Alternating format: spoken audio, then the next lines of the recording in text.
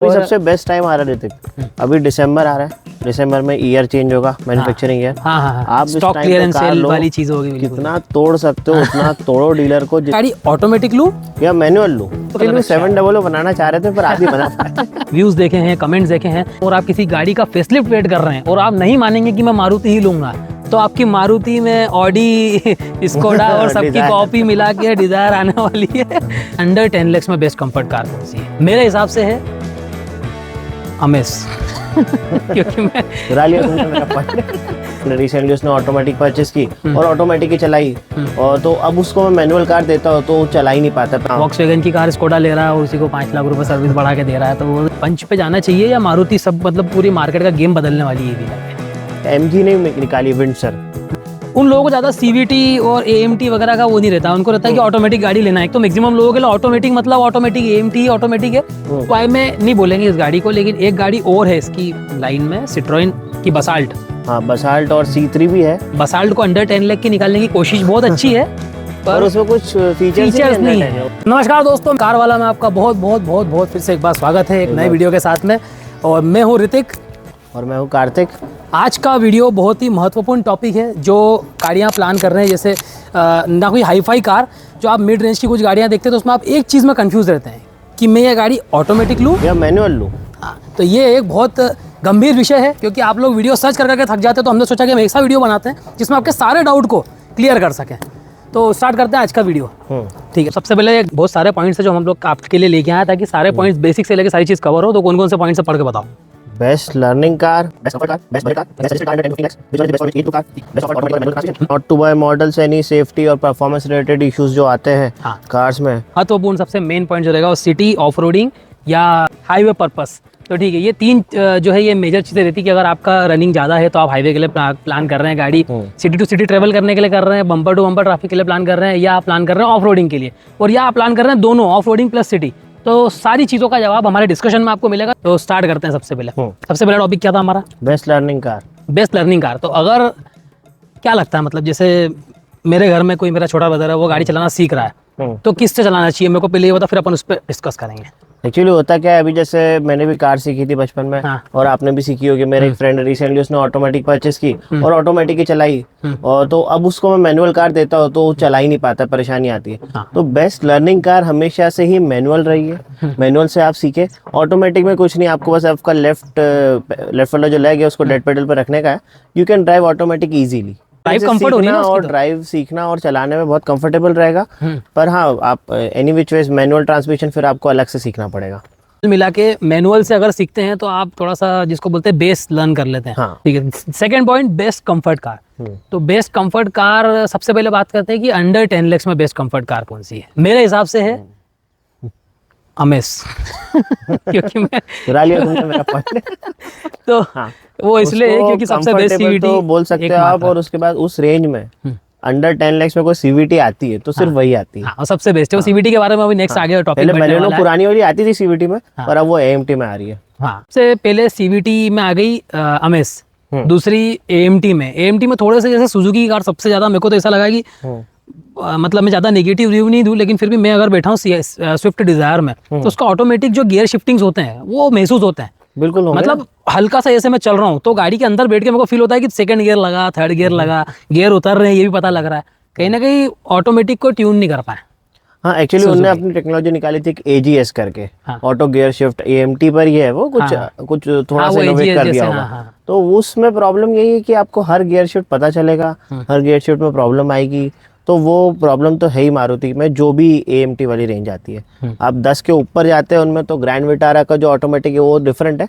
बाकी 10 तक आपको फ्रॉन्क थोड़ी सी कॉस्टली पड़ती है, लुक वाइज भी ठीक है। लेकिन कहीं ना कहीं अगर सोचे अपन मारुति लेने का तो सेफ्टी बहुत बड़ा इशू आता ही आता है, क्योंकि आजकल मारुति की गाड़ियाँ घड़ी हो जाती है। तो ये थोड़ा सा सोचने वाला पॉइंट है अगर लोग सेफ्टी को देखते हैं। कुछ लोग नहीं देखते हैं, बजट को देखते हैं, थोड़ी लाइट वेट कार या जिसको बोलते हैं एवरेज या मेंटेनेंस फ्री कार, रिलायबिलिटी भी है, मतलब वो एक चीज रहती है, कोई प्रॉब्लम नहीं आती। पर पता नहीं क्यों जापानीज इस पर काम नहीं कर रहे हैं। पर गाड़ी का अगर थोड़ा बहुत सेफ्टी को लेकर अगर वो लोग देखें, जैसे ये हमारे सामने खड़ी है इको स्पोर्ट, तो इसका भी एक सेफ्टी का कहीं ना कहीं सोचा होगा ना कि फोर्ड ने बनाई है, मजबूती है, रेटिंग्स अच्छी है। तो सुजुकी की एक भी कार में रेटिंग्स नहीं, भले ही लुक आ जाता है। तो वो मैं सुजुकी की तरफ कभी जाऊंगा ही नहीं। आज के इस वीडियो में तो बिल्कुल नहीं जाऊंगा। नहीं आगे मतलब सोचेंगे। उसमें भी आप जा सकते हो। जो विटारा ब्रेजा जो है हाँ। वो 4 स्टार पे है, उसका जो पूरा चेसिस है वो बहुत बढ़िया है। तो मारुति में एक दो कार है जो कि बहुत अच्छी है, जैसे विटारा हो गई, ग्रैंड विटारा की भी अभी टेस्टिंग हुई नहीं है तो हम बोल नहीं सकते। वैसे आ अच्छा, सकती है मारुति 4-5 में भी स्टार की। मारुति का नाम निकला तो एक छोटा सा टॉपिक ईवी का भी कवर करते हैं।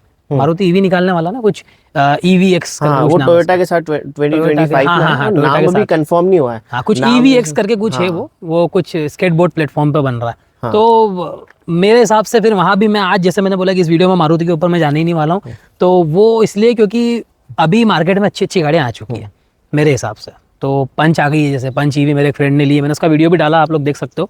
तो पंच ईवी अभी तक का बेस्ट परफॉर्मेंस मेरे को लगी है ना। मेंटेनेंस की कोई दिक्कत आई है, सॉफ्टवेयर अपडेशन में भी तो कोई दिक्कत नहीं है, सारे सॉफ्टवेयर लोग हाथों हाथ अपडेट कर देते हैं। तो सर्विसिंग में अगर टाटा की दिक्कत आ रही है, पर ईवी में नहीं आ रही है जहाँ तक मैंने देखा। तो मैं आज पंच ईवी पे जाऊँगा, तो क्या लगता है कि पंच पे जाना चाहिए या मारुति सब मतलब पूरी मार्केट का गेम बदलने वाली ईवी लाके? मारुति एनी टाइम देखो लोग इतना ट्रस्ट करते हैं, गेम तो बदलेगी, सेल्स तो उसकी आएगी, बट हाँ पंच और नेक्सॉन जो आप बोल रहे हैं उस सेगमेंट में, वो बहुत ही बढ़िया कार है, उसमें कोई इश्यूज तो नहीं है। और सर्विस में भी कुछ ज़्यादा, सर्विस सेंटर में जो भी दिखती है पेट्रोल या डीजल ही दिखती है। हाँ। तो वो सही है। और उसके बाद एक MG ने निकाली विंडसर। विंडसर, हाँ, पर वो तो जिसमें- शायद रेंटेड बैटरी और ऐसा कुछ लफड़ा हाँ उसका आप है। नॉर्मल भी ले सकते हो, या फिर उसके बाद एक सॉफ्टवेयर एज अ सर्विस मिलता है उसमें, 3.5 रुपए किलोमीटर के आपको हाँ, उनको हाँ, पे हाँ, करना है। पर हाँ वो एनी विच वेज अभी इतना सक्सेस नहीं है वो चीज़। नहीं है। हाँ। तो नेक्सॉन या पंच के साथ नो जाने डाउट लुक अभी बहुत सबसे अच्छा है better उसका, रहेगा। मैंने उसको ऑन रोड भी देखी है, रोड साइड खड़ी थी वो गाड़ी, तो बहुत ही मस्कुलर टाइप की दिख रही है, एक छोटी सी, मतलब जिसको बोलते हैं ना एक छोटा, मतलब एक वेन क्या बोलते हैं उसको, थोड़ा हेवी लुक देने की कोशिश करी प्रैक्टिकल तो बहुत उन्होंने। बनाया हाँ, उस कार हाँ, को, नो हाँ, doubt. Best suggested car. Best suggested car, तो ये वही वाली बात हो गई कि अगर आप लोग लेना चाहते हैं तो कौन सी, तो आजकल जो ट्रेंड में चल रही है, सबसे ज़्यादा चल रही है 3XO, सेकंड चल रही है वेन्यू। अगर हम सब कॉम्पैक्ट एसयूवीज की बात करते हैं तो उसमें 3XO हो गई, वेन्यू हो गई, और नेक्सॉन सोनेट कैसे बोल सकते हैं सोनेट आप? सबसे महंगी वही है सेगमेंट। सोनेट सबसे ज्यादा महंगी, पता नहीं उसने कौन सा इंजन लगाया, वेन्यू सस्ती है लेकिन वो थोड़ी महंगी पड़ रही है। और नेक्सॉन भी यही। हाँ, तो ये तो वही बात होगी, स्कोडा और कौन सी है, वॉक्सवैगन। हाँ। वॉक्सवैगन की कार स्कोडा ले रहा है और उसी को 5 लाख रुपए सर्विस बढ़ा के दे रहा है, तो वो तो यही सा लग रहा है, यही चल रहा है। और अभी इस कॉम्पैक्ट एसयूवी वाले सेगमेंट में सबसे बढ़िया, अभी एक बहुत बढ़िया कॉम्पिटिटर आ रहा है, वो है स्कोडा। स्कोडा में स्कोडा की के से नाम चल रहा है, काइलैक है आ रही है, उसको नेक्स्ट मंथ में उसको लॉन्च दे रहे हैं। तो वो हो सकता है सबकी सेल्स खा जाएगी, क्योंकि वो उसमें आ रही है टर्बो इंजन में। तो टर्बो इंजन में जो आप वेन्यू सोनेट में जो दे रहे हैं, अच्छा टर्बो में आ रही है। हाँ, तो फिर तो वो हो जाएगा। अभी एक्चुअली कंफर्म नहीं है सब चीजें, बट लेट इट बी। पर उसका मैंने जैसे लुक देखा है, वो रैपिंग करी हुई गाड़ी थी, एक YouTuber Gagan Chaudhary, he is a famous YouTuber, तो उसने लगाया था, तो वो वीडियो में थोड़ा टायर वगैरह छोटे लग रहे हैं बॉडी लाइन के हिसाब से, इतना मजा नहीं आ रहा उसके अंदर। भले ही उन्होंने सारे टेस्ट कर लिए, पर वो एक रोड प्रेजेंस जो है उसकी थोड़ी कहीं ना कहीं मार खाने वाली है।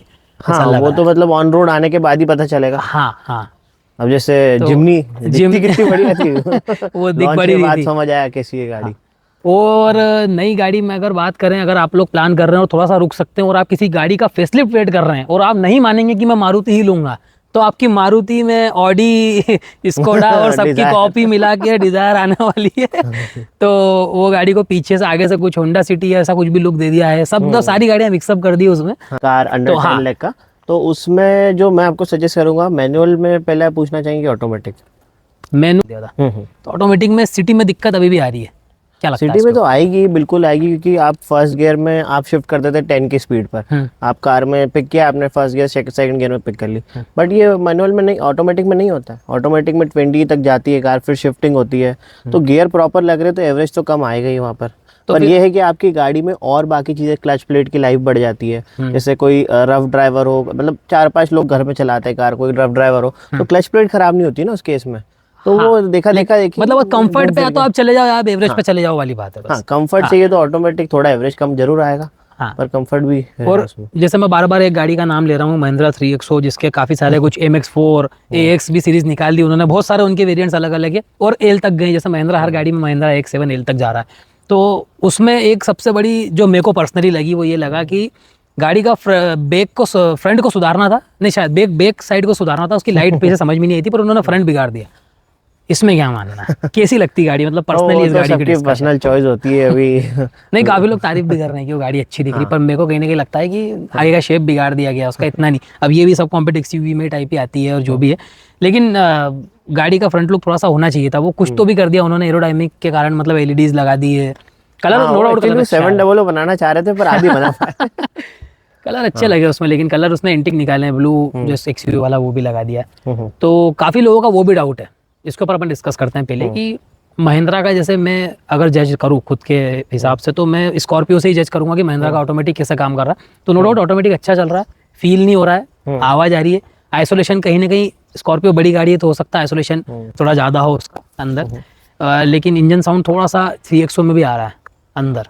तो उसमें क्या मतलब और आप करना? मानेंगे सबसे सस्ती आपको आज की डेट में ऑटोमेटिक ट्रांसमिशन 80 जिसको बोलते हैं अपन, उसमें सबसे बढ़िया XUV 3XO सबसे सस्ती कार है, उसमें सबसे अफोर्डेबल है। तो किसी को अगर ऑटोमेटिक पर ही जाना हो और उसको 3XO का लुक थोड़ा अच्छा लगता है और महिंद्रा का ट्रस्ट तो ऑलरेडी है ही, तो उसको जरूर XUV 3XO पर पर जाना अगर चाहिए। इंजन रिफाइनमेंट की बात करें और इंजन साउंड की बात करेंगे तो Hyundai इज द बेस्ट। क्या हाँ, आपको इंजन एनी टाइम, मतलब एवरेज में भी वो तो है ही। लॉन्ग वे, अगर आप हाईवे के हिसाब से भी देख लो और आप सिटी में भी देख लो, किसी में भी देख लो, मतलब तो उसके इंजन की नॉइज सबसे उसका प्लस पॉइंट है कि वहाँ आपको आवाज़ नहीं आएगी गाड़ी हाँ, की वो तो अंदर। आवाज तो नहीं आएगी। थकान टाइप नहीं होगी, एक साउंड भी एक वो होता है आपका, मेंटल पीस जो है वो भंग करता है। पर फीचर्स वाइज देखेंगे तो दोनों बराबर है, वेन्यू भी दोनों और ये बराबर भी। है। हाँ। ठीक है, अब एक बीच में अपन पहले आगे बढ़ने से पहले एक दो तीन चीज़ें क्लियर कर लेते हैं जिसमें अपना मेजर आज बातचीत चालू करी है हमने, कि AT, AMT और CVT, ये मेन तीन चीज़ें हैं। तो उसमें से कौन सा बेस्ट रहेगा? तो आप कोई दो ठीक है। टॉपिक चूज कर लो, DCT भी इसमें ऐड करते हैं। तो DCT, CVT, AT और MT। तो मैं सबसे नीचे स्टार्ट करना चाहता हूँ। सबसे पहले आता है AMT। AMT को ऑटोमेटेड मैनुअल ट्रांसमिशन बोला जाता है। ठीक है। उसमें एक्चुअली वो नाम ही बता रहा है कि है मैनुअल ट्रांसमिशन, उसके ऊपर एक चिप सा लगाया गया है जो कि ऑटोमेटिकली आपकी जगह कोई और शिफ्ट कर रहा है गियर, ये मानिए। और पर उसमें वो जो जर्क आ रहा है पूरा, वो आएगा, बिल्कुल आएगा जर्क। आप कोई सी भी गाड़ी ले लीजिए, और वो सबसे सस्ता ट्रांसमिशन होता है। जैसे 10 के अंदर सारी कार्स में वही आता है, सिर्फ एक अमेज है जिसमें CVT आता है। फिर उसके ऊपर आता है CVT कॉमन वॉल्व ट्रांसमिशन, वो थोड़ा उससे बेटर है, उसका बहुत चीज़ें बेटर है। ट्रांसमिशन शिफ्ट बहुत प्यारा है और सब कुछ कंफर्टेबल मिलेगा आपको, जो स्मूथनेस चाहिए वो सब मिलेगी। और उसके बाद तो 10 लाख के ऊपर तो आपको मैक्सिमम गाड़ियों में AT या फिर DSG वो सभी मिलेगा। दूसरा CVT की बात कर लेते हैं। CVT is like Activa. हाँ, बस आप उसमें सब पुली का खेल होता है और आपको शिफ्टिंग्स पता नहीं लगते, और गाड़ी आपकी जो है बहुत कंफर्ट जोन में आप जिसको बोलते हैं। तो CVT एक मेरे हिसाब से ऑटोमेटिक का बेस्ट वेरिएंट है।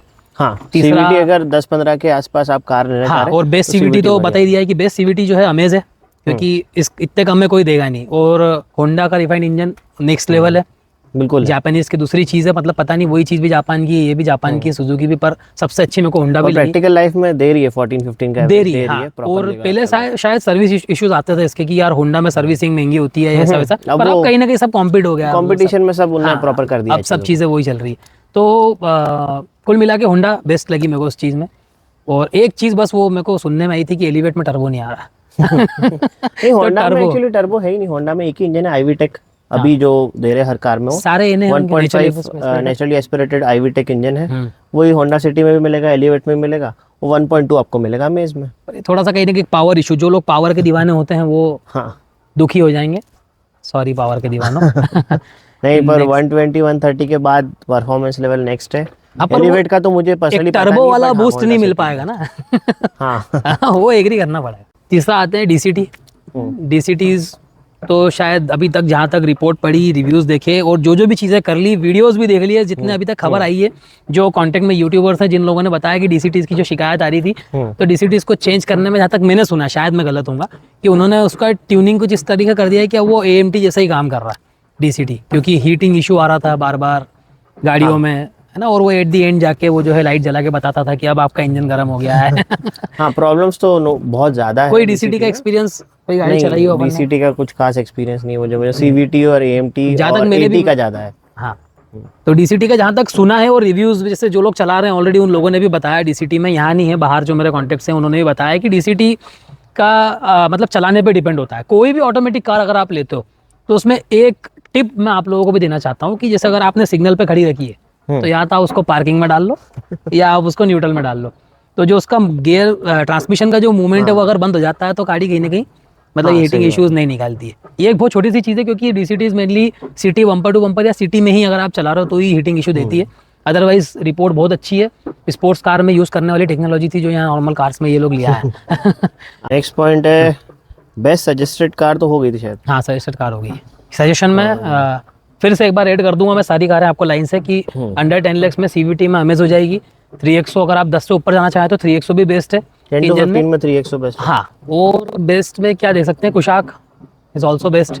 हाँ, उनका transmission अलग 1.0 का ही उसका इंजन सबको मतलब तोड़ के मेरे ख्याल से रख देता है, क्योंकि उनका तो अलग ही लेवल का रिफाइंड इंजन और सारी चीज़ें रहती है। तो और सबका एक प्रॉब्लम रहती है कि हम स्कॉडा में जाए या फॉक्सवैगन में जाए। हाँ, भाई ये आपकी पर्सनल चॉइस है, दोनों ड्राइव करके देखो, इंजन सेम है, चेसिस सेम है, सेफ्टी सेम है, परफॉर्मेंस आपकी पर्सनल चॉइस है, लुक्स आपकी पर्सनल चॉइस है कि यार मुझे ये वाली ग्रिल चाहिए, तो वो बिल्कुल, आपके बिल्कुल। ऊपर है। ये बस वो ग्रैंड विटारा और क्या नाम है उसका अपने हाई राइडर। हाई राइडर मतलब ये मारुति और टोयोटा जो कर रही है ये चीज वो लोग पहले से कर रहे हैं, मतलब ये उनके पापा हैं।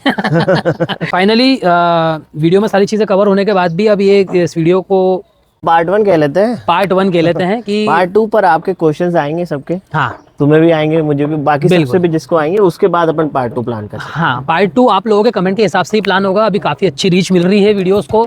आप लोग भी वीडियो को शेयर करें ताकि हम लोगों को और हमारी रीच हो और लोगों के डाउट्स हमको पता लगे, ताकि हम उसको क्लियर कर सकें और वीडियोस में भी इंप्रूवमेंट कर सकें। वीडियो कैसा लगा कमेंट करके बताइए।